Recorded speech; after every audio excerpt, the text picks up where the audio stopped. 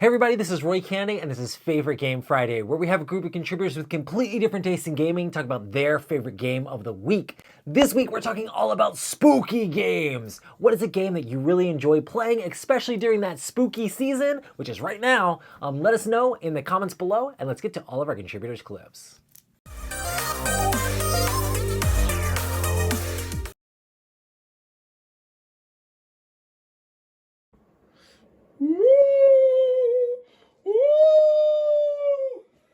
Exit!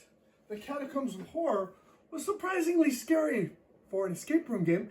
It had candles and gross dungeons. This one actually, you had to solve in the dark with the candles. That was pretty creepy. This was a really cool, spooky escape room game. Okay, I have to admit, Halloween's not one of my favorite holidays. And the spooky horror movies I'm not really into, or slasher themes, or anything with sort of a dark apocalyptic theme. My guess is that I tend toward themes that are more along the beige Chris Yee route as opposed to Camilla's types of games where you're beating the heck out of each other. So my game is going to be towards the kids side of spooky and that type of theme, and that game is going to be Ghost Fighting Treasure Hunters.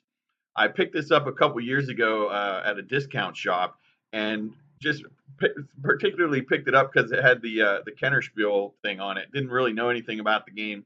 Came home, watched a few videos on it. Was like, wow, I think I've got something here. And so this is a great co-op game. Basically, you're a bunch of kids going into a house, trying to get the treasures out before the haunted house gets too spooky. And the great thing I like about this game is it's really simple, and it's actually pretty easy to win if you're patient and if you don't play it on, there's different ways to ramp up the difficulty level of this game, which I like a lot. But it's a great teaching tool for kids because inevitably they're always eager to just jump in, grab all the jewels, and run out. And they end up getting beat by the game all the time. And I tell them going in, if you're just a little bit patient, you take your time, fight the ghosts as you go, you'll do all right. And then once they figure that out, you can add in those extra cards with the locked doors and the additional haunts and things, and it makes it a little bit more difficult. And then you can even ramp it up even more by having to get the jewels out in sequential order after you discover, the numbers on the backs. So this is a great game. It's very simple to teach, but it's also got a lot of depth if you want to take it up a couple notches. So I would highly recommend Ghost Fighting Treasure Hunters. Happy Friday. What is up, everyone? My name is Chris. I'm the host of Flavortown Friday. I'm going to talk about my favorite barbecue pit here in Homestead, Florida, called Shivers. But first, I'm going to talk about a spooky game here called Vagrant Song. Vagrant Song is my favorite of the spookiest games. It's a ooky spooky. Ghost Train is my favorite piece of Americana folklore. There's a little floating piece of fuzz right there. Probably flew right in front of the camera. Anyway, I love ghost trains. You should also watch a little show called Over the Garden Wall. Has a little bit of that allusion to this early Americana kind of folk animated spooky stuff. So, Vagrant Song is the one that I'm recommending. Happy Friday, everyone. This is Jill, and my favorite spooky game would have to be Ghost Stories, although there are so many great games to choose from. In this game, which is cooperative, you are working together to protect a village from an onslaught of ghosts. And at the start of the game, things are looking pretty good. You're working together, you're getting stuff done. And then as time progresses during the game, things start looking pretty grim and you get pretty desperate. And it just adds to this sort of creepy tension that is also sort of present in the artwork of the game.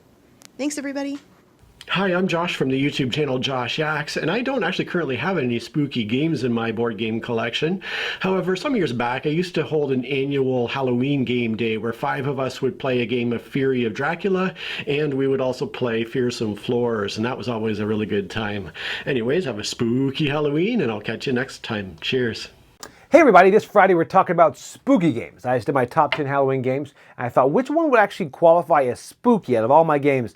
And really the only one that keeps coming to mind is Night Cage. Night Cage, again, is I think more of an experience, but really Night Cage is great because you have to play it with the lights down, candles out, very dim lit room, and Night Cage really gives you that spooky feel if you really get into it. I like that a lot. So that is my spooky game, Night Cage. Hey Frenzy Gamers, it's Frenchie. Good to see you again. Hope you're doing well. So what is Frenchie's favorite spooky game? It has to be the classic Arkham Horror, the living card game.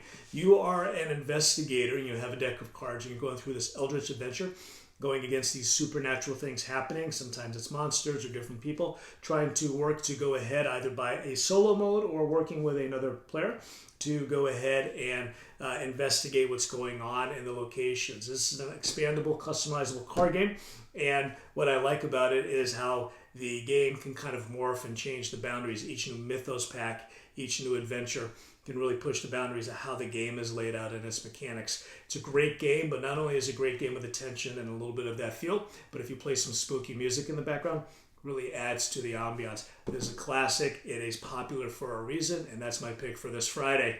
Again, everyone, good to see you again, and hope you're well. Take care. See you next week.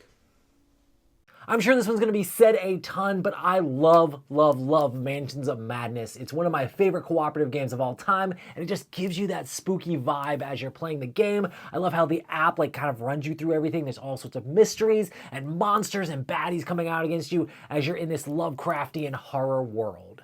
Hi, I'm Julian. This is Libby and we are from Boxed Meeples. So my choice of what to play at this spooky time of year is Skull. I'm not really into the whole Halloween type thing, but I love the Day of the Dead and I love the idea of that. We got this in Mexico and it's a fantastic time to play it. I am picking Final Girl, which is a recent acquisition for me.